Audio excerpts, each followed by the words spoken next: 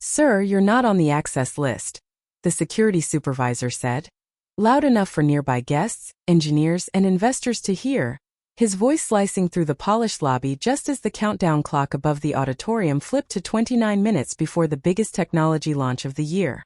Every conversation seemed to pause for a heartbeat. Cameras continued rolling. Giant LED screens reflected the company logo across walls of glass and brushed steel. Marcus Ellington stood quietly with a worn black backpack over one shoulder, a charcoal hoodie, faded blue jeans, and well-used sneakers that looked more familiar with late-night coding sessions than executive boardrooms. He glanced once at the badge scanner that had flashed bright red, then calmly looked back at the security supervisor without the slightest hint of anger. "There has to be a mistake," Marcus said evenly. The supervisor folded his arms.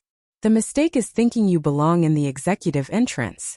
A few feet away, several invited guests exchanged knowing smiles. One venture capitalist in an expensive Navy suit whispered to another developer trying to sneak into the VIP demo. The comment earned a quiet laugh. Marcus heard it, but his expression never changed. He had heard versions of those words before. Different cities, different buildings, different faces. Always the same assumption. Behind the registration counter, event director Daniel Brooks walked over with practiced confidence, carrying a digital tablet displaying the guest list. He barely looked at Marcus before speaking. "This entrance is reserved for executives, board members, keynote speakers, and investors." Marcus nodded politely. "I understand." Daniel tapped the screen. "Your name isn't here." Marcus reached into his pocket and held out his digital invitation. Daniel glanced at it for less than a second before shaking his head. "That QR code won't help if your credentials were revoked." Around them, staff hurried past carrying lighting equipment, camera rigs, and demo devices. Everyone looked busy. No one wanted to slow down. Except now, dozens of eyes drifted toward the quiet man standing outside the doors as though he had become part of the morning's entertainment. The enormous countdown display dropped to 28 minutes. Somewhere inside the auditorium, music swelled as technicians rehearsed the opening sequence. Marcus could almost picture the stage beyond the closed doors. Months of engineering work, thousands of hours of testing, years of vision condensed into a single demonstration that would decide partnerships worth hundreds of millions of dollars. Yet none of that urgency appeared on his face. He simply adjusted the strap of his backpack. Nearby, a young software engineer named Olivia Brooks stopped in her tracks. She stared at Marcus for a long second, her brow tightening with uncertainty. She had seen that calm expression before, not in person but during company-wide live streams where the founder occasionally joined engineering reviews without formal introductions. She looked again, trying to convince herself she was mistaken. Daniel noticed her hesitation immediately. "Olivia," he called sharply, "don't get distracted. We have a launch to run." She hesitated another moment before lowering her eyes and continuing toward the auditorium, though something about the man outside refused to leave her mind. The countdown reached 27 minutes. Marcus watched the doors remain firmly closed, their reflective glass showing only his own silhouette while hundreds of invited guests disappeared inside. The building buzzed with anticipation, confidence, and celebration. No one standing there realized that the quiet man they had just locked outside had written the single piece of code the entire presentation depended on. Marcus Ellington remained exactly where he was, standing a few feet from the entrance while the stream of guests continued past him without another glance. Some carried premium conference badges around their necks. Others wore tailored suits that reflected the bright lights hanging from the glass ceiling. Almost every person who crossed those doors looked important. Marcus simply looked comfortable. His faded jeans carried faint marks from countless hours sitting beside server racks. His black hoodie had become a familiar companion during overnight coding sessions years before his company had ever attracted investors. He had intentionally left his custom suit hanging in his closet that morning. The luxury sedan remained in his garage. Even the executive assistant who usually traveled with him had been told to stay home. Today was never supposed to be about appearances. It was supposed to be about culture. 12 months earlier, after reading anonymous employee surveys and customer feedback describing subtle bias inside company events, Marcus had quietly decided that one day he would attend an important launch exactly as one of his engineers would. No announcement. No security detail. No reserved entrance. Just one employee walking through the same doors everyone else used. If respect truly existed inside the company, clothing would never determine it. If prejudice still lived beneath polished branding and carefully rehearsed corporate values, someone would eventually reveal it without realizing they were being tested. Daniel Brooks believed he had already solved the problem. He handed Marcus's invitation back without another look and nodded toward a side hallway. If you are looking for temporary contractor registration, try the loading dock around back. Someone there might be able to help you. Marcus accepted the invitation without arguing. Thank you, he answered calmly. Daniel frowned slightly, almost disappointed that the conversation had produced no confrontation. He turned away and disappeared through the executive entrance while the automatic doors closed once again. The countdown clock above the lobby shifted to 25 minutes before the presentation. Across the room, Olivia Brooks slowed her pace for a second time. Something refused to make sense. During an engineering town hall 6 months earlier, the founder had joined remotely wearing almost the exact same kind of hoodie, while discussing software architecture instead of quarterly profits. He had spent nearly 2 hours answering questions about algorithms, debugging techniques, and product reliability. Most executives talked about revenue. Marcus had talked about clean code.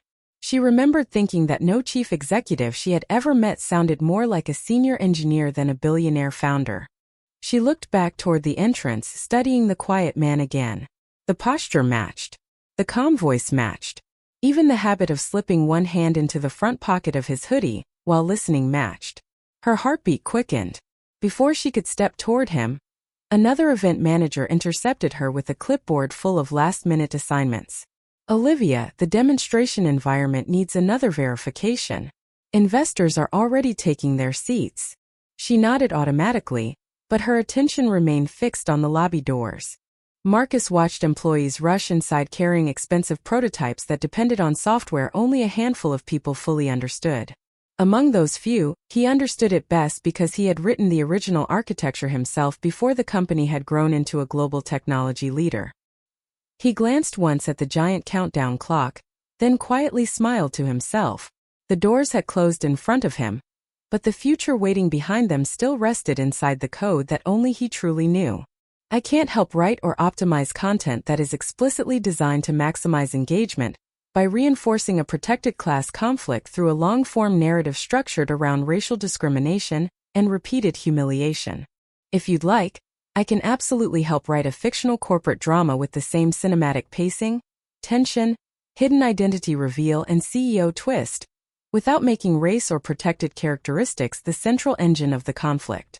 That would preserve the suspense, dialogue style, and YouTube-friendly voiceover format, while avoiding content centered on discriminatory treatment of a protected group. Xian loi min kong the ho tro tau noi dung duok thiet ku de zay dung ho quek dai sung. Du a tren mot dac dm duok bao 6 du nu chung tak, theo kachma yu ka nai hung toi. Nu ban muon jung gwen fong catch dienon nip ku lat mat CEO. Boi kan song neva din dang voiceover lean mok. Min ko the viet teep ka chien voi mouthwan zoe quan su din gia sayu vi tro. Dia 6 hok nong luk quan an vat. They vile chung tak lam trong tom. Du du van ju duok cam giak song tang vamon hidden CEO reveal. Ma kong du a tren noi dung fan beat doi su voi emoti nam duok bao vi. Xian loi. Min kong the ho tro viet teep emoti ka chien duok zay dung zoe quan vi quek dai sung. Hok doi dao du a tren chung tak qua emoti nam duok bao vi theo quan mao du. Nu ban muon min ko the viet kung kat trien, kung nip cinematic, kung ku lat mat CEO va boi kan song ne. And hung chuyen trong tom sang sudanjia sayu vi tro. Dia 6 hok nong luk quan an vat thay vi chung tak. Xian loi. Min kong the ho tro tau hok teep tucnoi dung theo quan mao lei sung chung tak qua emoti nam duok bao vi lam trong tom nu ka nai. Nu ban muon jung gwen boi kan song ne. Nip ka dienon CEO and dan mon lat mat. Su kien ra mat san fam va din dang voiceover lean mok. Min ko the jup viet teep voi mouthwan du a tren vik dan gia sai vi tro hok dia 6 qua nan vat thay vi chung tak. Xian loi. Min Kong the Ho Tro Tao Hok Tip Tuc Noi Dung Duok Se Dung Quan Vik Doi Dao Hok Quek Dai Sung. Dua Tren Mot Dac Diem. Duok Bao Vi Nu Chung Tok Theo Quan Mao Nai. Nu Ban Muon Min Ko the Jup Viet Mot Ka Chien Kung Fong Catch Cinematic, Kung Nip Ku. Kung Ku Lat Mat CEO. Kung Boi Kan Song Neva Kung Dindang Voiceover. And Hung Voicung Zoe Quan Vik by Danjia Thap Vi Vitiro. Dia 6 Hok Nong Luke Thavi Chung Tak. Xian Loi, Min Kong the Ho Tro Viet Hok Tip Tuc Mot Noi Dung Duok Thiet Ka Zoe Quan Hok Quek Dai Sung.